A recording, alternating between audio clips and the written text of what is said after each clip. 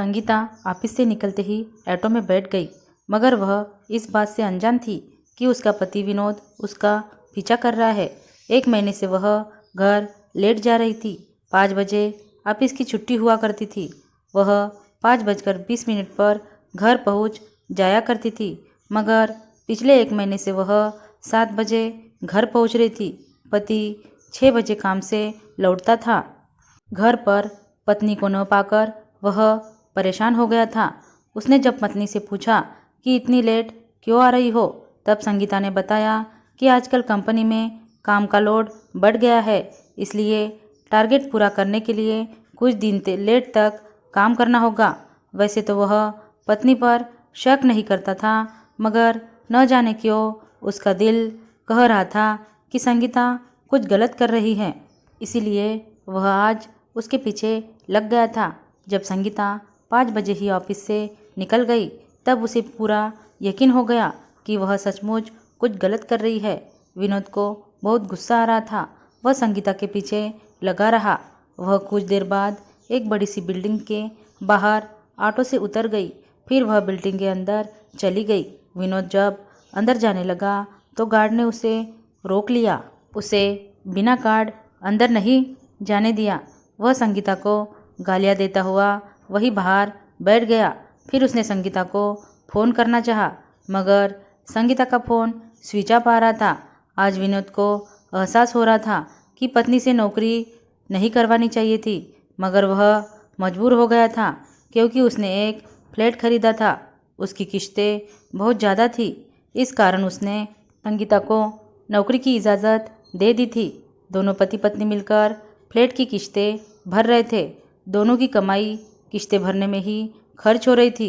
खुद का घर लेने के चक्कर में बीवी हाथ से निकल गई। ये सोचकर विनोद को रोना आ गया। वह ज़्यादा देर उस बिल्डिंग से बाहर न बैठ सका, इसलिए घर आ गया। शाम को 7 बजे संगीता घर पहुंची तो उसके साथ उसकी सहेली अनीता भी थी। दोनों ने मिलकर 50 इंच का एक एलईडी टीवी उठा रखा था। विनोद उदास सा बैठा था। उसे देखते ही संगीता बोली, सरप्राइज। विनोद बोला, इतना बड़ा टीवी कहाँ से ले आई? तब अनीता ने बताया कि वो और संगीता दोनों उसकी कंपनी में ओवरटाइम कर रही थी। कंपनी में ज़्यादा काम होने की वजह से बाहर के एम्प्लॉय को काम दिया जा रहा था। संगीता ने बहुत अच्छा काम किया, इस कारण उसे 40,000 रुपये मिले, जिनका वह ये टीवी खरीद लाई। इतना कहकर अनीता चली गई। संगीता बोली, तुम क्रिकेट मैच देखते हो, तब छोटे टीवी में सही नहीं दिखता।